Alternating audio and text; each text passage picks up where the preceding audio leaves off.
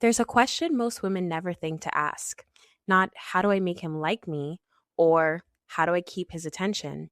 But this one, what makes a man unable to get a certain woman out of his head, even when she's not doing anything special? Because that's the real difference. Not between pretty and not pretty, not between confident and insecure. The real difference is between a woman a man thinks about once and forgets, and the woman who gets under his skin and stays there. By the end of this video, you are going to understand exactly what creates that kind of psychological hold and why you probably have everything you need to trigger it.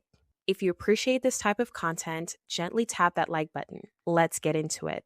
So here's where most of us start. We've been taught, directly or indirectly, that attraction is a physical game. Look right, dress right, be entertaining, be available. I'm not saying those things don't matter at all, but they are playing a very limited game.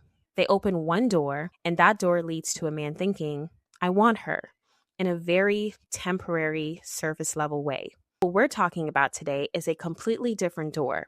The door to his mind. And the thing is, most women don't even know this door exists because no one told them to look for it. I want you to think about this from a psychological perspective because this is where it gets really interesting. Physical attraction triggers what we call short-term desire. It's fast, it's instinctual, and it fades just as fast as it appeared. But there's a second mechanism, a deeper one. And this one, when triggered, doesn't fade. It anchors. It's the difference between a man who texts you twice and disappears and a man who 3 months into knowing you is more drawn to you than the day he met you. The psychological mechanism behind that second experience is admiration. Not the polite kind, not the wow, she's impressive kind. Real, specific admiration for who you are as a person. Your passion, your conviction, your way of moving through the world. When a man encounters that, something shifts in him chemically. His internal question changes from, I want her, to, am I even good enough for her?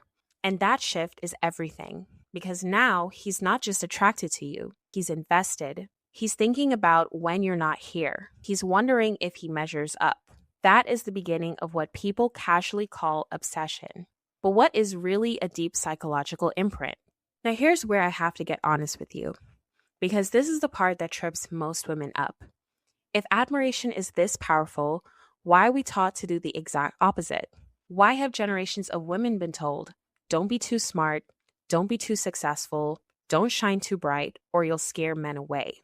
I believe this for a long time, and maybe you have too. And here's the nuance. This myth is not entirely wrong, but it is fatally misread. A man of real value is not scared of your strength. What he reacts badly to is when your strength is used against him. When you argue to win instead of to connect. When you compete instead of to complement. There's a difference between a woman who is brilliant and a woman who uses her brilliance like a weapon in every conversation. The first one is magnetic. The second one is exhausting. And if you've ever felt like men can't handle you, it's worth asking, am I showing my strength or am I performing it defensively? Here's a quick example.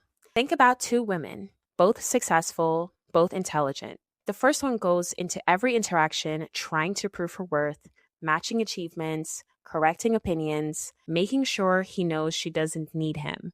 Men leave those conversations feeling judged. The second woman is equally successful, but she leads with genuine curiosity.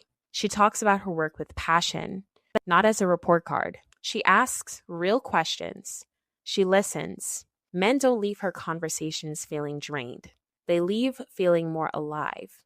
And they come back. The difference isn't what either woman has. It's what energy she brings. One is armored. The other is open and completely grounded in herself. So what does this actually look like in real life? It's simpler than you think. Stop asking, what is he like? And start asking, what genuinely lights me up? What topic makes you talk so much you almost lose track of time? What are you working on right now that you actually care about? What is your slightly nerdy obsession that you usually keep quiet because you think no one cares? That is your gold. Because when you talk about what genuinely excites you, your energy changes completely. You're not performing. You're not trying. You're just fully yourself. And that, a woman fully in her element, burning with real passion, is one of the most psychologically compelling things a man can witness. He's not thinking, I want to have her. He's thinking, I want to be worthy of her. That is the mental drug. He becomes addicted not to you exactly, but to the version of himself he wants to be when he's around you. And here's what this means for your filter. Because this approach doesn't just attract men, it sorts them. A man who feels diminished by your light is showing you something important. He's not the one.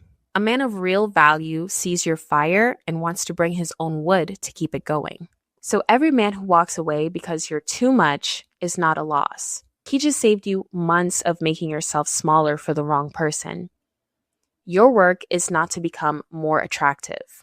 Your work is to become more yourself, more invested in your own growth, your own passions, your own life. Tend to your own garden, not to attract butterflies, but because a full, vibrant life is worth living on its own terms. The right people will notice. If you appreciate me making this type of content, let me know by gently tapping that like button.